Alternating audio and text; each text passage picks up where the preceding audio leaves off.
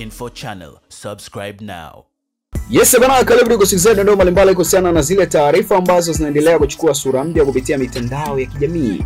Na taarifa kubwa tulionayo hapa ni kuhusiana na askofu agusia utekaji, mauaji, msingilie mamlaka ya Mungu. Askofu wa kanisa la Anglikana Tanzania Dayosisi ya Dar es Salaam, Mhashamu Jackson Sostenes amesema vitendo vinavyoendelea kushuhudiwa nchini vya watu kutekwa, kushambuliwa na kuuawa vinadhihirisha kuwapo kwa watu wanaojiona kuwa na mamlaka juu ya uhai wa wengine, jambo aliloelezea kuwa ni uporaji wa mamlaka ya Mungu.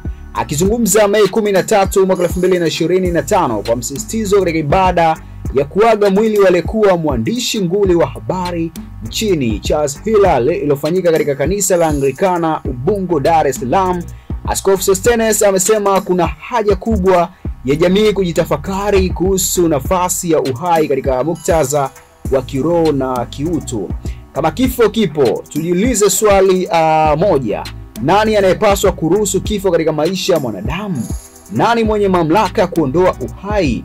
Ni Mungu peke yake, amesema askofu huyo.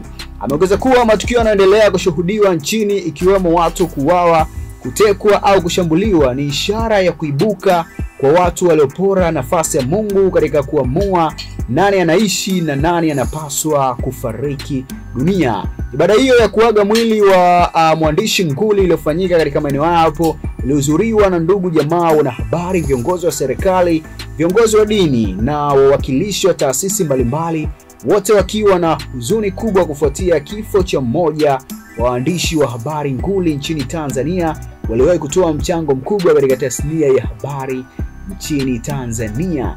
Bana, haya ni makubwa ambayo yanaendelea kuzungumzwa kupitia mitandao ya kijamii, lakini kubwa ni hili la kauli kutoka kwa kiongozi wa dini kupitia kanisa la Anglikana, ambapo yeye amezungumzia wale watu ambao wamekuwa na kawaida ya kuwateka watu lakini kuwashambulia, na hata hivyo watu wale ambao wanatekwa wanakuta wakiwa wamefariki. So askofu bwana ametoa maneno yake kuhusiana na matukio hapa ambayo yanaendelea kuzungumzwa na ambayo yanaendelea kujitokeza katika nchi ya Tanzania, matukio ya utekaji ambayo yamekuwa gumzo kupitia maeneo mbalimbali ya nchi ya Tanzania.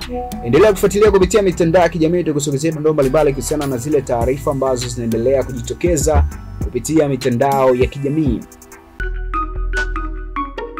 Gungunners Info Channel. Subscribe.